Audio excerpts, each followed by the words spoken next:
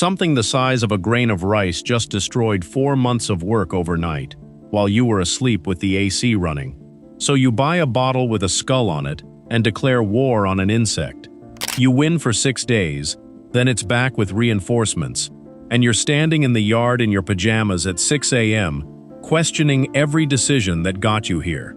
3 miles down a gravel road in Holmes County, Ohio, there's a farmer named Samuel whose tomatoes look photoshopped. He's never bought a bottle or sprayed a thing in his life. I asked him how. He laughed and said there isn't one secret, there's 10. His grandfather knew all of them, and none of them cost a dime. Stick around for number 8. Samuel says it matters more than the other 9 combined. 1. Build the soil. First thing he showed me wasn't even on a plant. It was underground. Every gardener's first instinct when they spot a bug is to go after the bug. Makes sense. But the bug isn't really the problem. Weak soil grows weak floppy plants, the kind that might as well have a kick me sign taped to them. Bugs are opportunists that go after the plant running on empty, not the toughest one on the block. So every spring, before a single seed goes in, work 2 or 3 inches of aged compost into the soil and cut it with old manure if you can get it. Do this every year, not once, because that's not how any of this works. Give it 2 seasons, and your tomato plants start looking like they actually lift. Thicker stems, darker leaves, shrugging off damage that used to end them completely. 2. Confuse their sense of smell. That handles how tough the plant is. But even the toughest plant still smells exactly like what it is, and that's the next thing working against you. Bugs mostly hunt by smell, which means a long, tidy row of cabbage is basically a lighthouse blasting buffet this way to every cabbage moth in the county. We've been trained by garden magazines to plant in neat, organized rows because they photograph well. But cabbage moths don't care about your aesthetic. So scramble the signal. Basil next to every 3 or 4 tomatoes, dill tucked between your cabbage and broccoli, and a ring of the small French marigolds, not the big obnoxious African ones, around the outer bed. Now the pest flies in expecting tomato and gets smacked in the face with basil instead. It can't find what it came for. 3. The stinging nettle spray. Confusing them is one layer. Making the plant physically harder to eat is another. And this next one made Samuel's wife physically warn me before I tried it. You cut a bucket of stinging nettles, throw them in a barrel of water, and let it sit in the sun for 2 weeks. Don't stir it, and don't be brave and smell it up close either.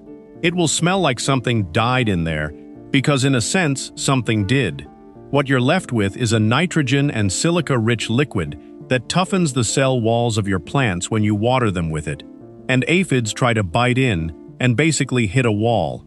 You made a pest deterrent out of a plant most people spend money trying to kill in their lawn. 4. Bring in the beneficial insects. That covers the plant's own defenses.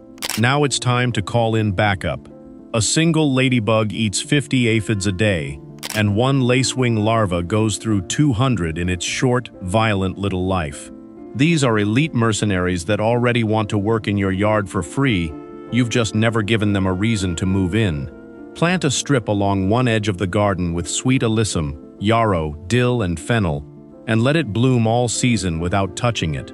That strip turns into a 5-star hotel with a full buffet, and within a few weeks the whole garden gets patrolled. Not just that strip. Leave a small pile of stones or an unmowed corner too, since ground beetles need somewhere to crash during the day. One word of caution. Ordering a bag of live ladybugs online and dumping them out feels productive, but if the habitat isn't there waiting, they'll take one look around and fly off to your neighbor's yard by morning. Build the hotel first. Order the guests second. 5. The wool barrier. Ladybugs are great, but they're not signing up to fight slugs. That one needs its own answer. Slugs are soft, slow, and allergic to anything scratchy or drying, and raw, unwashed sheep's wool straight off the shears checks both boxes at once. Ring it around the base of your lettuce or hostas, and slugs will detour rather than cross it, the same way you detour around a floor covered in Legos. It's free if you know anyone with sheep, which, if you live anywhere near Amish country, you do. and it slowly feeds the soil nitrogen as it breaks down, so it's doing two jobs while you sleep. 6. Trap crops. And sometimes the smartest move isn't a barrier at all. It's a distraction. Aphids are borderline obsessed with nasturtiums, way more than they care about your beans or peppers, so ring your garden with them, or line the ends of your rows, and the aphids pile onto the decoy and mostly leave the real crop alone. Same trick with radishes pulling flea beetles off your eggplant, or a couple of sacrificial blue Hubbard squash plants tucked in the far corner, absorbing the squash bugs meant for everything else. You're not trying to save the decoy, you're trading it, and once it's loaded up, your ladybugs already know where dinner is. 7. The rhubarb leaf spray. Decoys buy you time, but they don't solve an infestation that's already out of hand. For that, you need something a little more aggressive. Quick trivia most people already half know. You eat rhubarb stalks, and the leaves are toxic. What almost nobody does with that fact is boil them down, pulling the oxalic acid straight into the water, then spray that water on aphids and caterpillars, where it burns them on contact. You're just putting the part of the plant you'd normally toss in the compost back to work. Test it on a single leaf before you spray your whole bed, since some plants take it worse than others. 8. The morning walk. Here's the thing though, none of the first 7 tricks matter if you're not actually out there looking, and this is the one Samuel treats like it's non-negotiable. It's just part of his day, no different from feeding the animals. Every morning, before the heat sets in, walk the rows slowly, flip the squash leaves, and check underneath. Look for the little dark droppings that give away a hornworm hiding in plain sight, since those things are built like camouflage professionals. 2 hornworms found on a Monday is nothing. You pick them off with your fingers, drop them in a bucket of soapy water, and move on with your morning.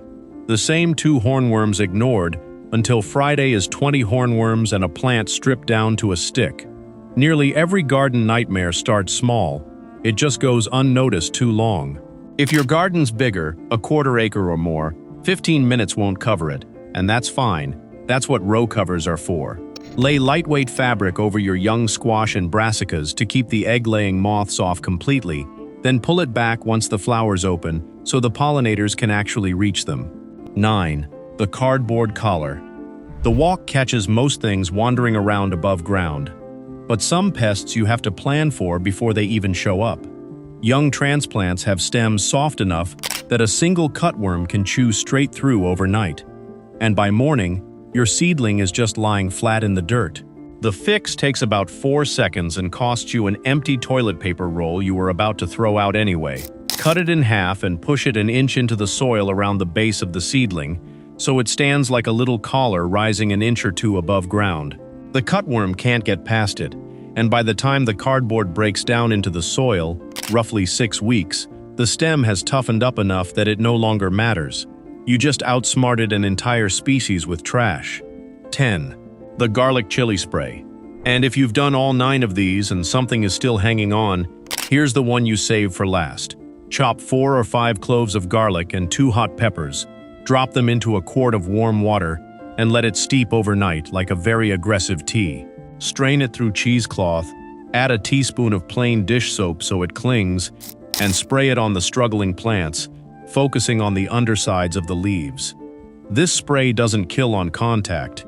It just makes the plant taste like the worst decision that bug has ever made, and it won't be back for seconds. One application usually buys you 5 to 7 days. None of these 10 tricks needed a warning label, a shipping box, or a marketing budget. For 300 years, families kept gardens alive without a single synthetic product. They'd simply figured out that a garden built to defend itself doesn't need you refereeing it every week. Start with 2 or 3 of these and build the rest in over a couple seasons the way Samuel's family did, one generation handing it to the next. If this changed how you look at your own backyard, hit that subscribe button. Drop a comment below telling me which trick you're trying first, and let's keep this old, overlooked knowledge alive.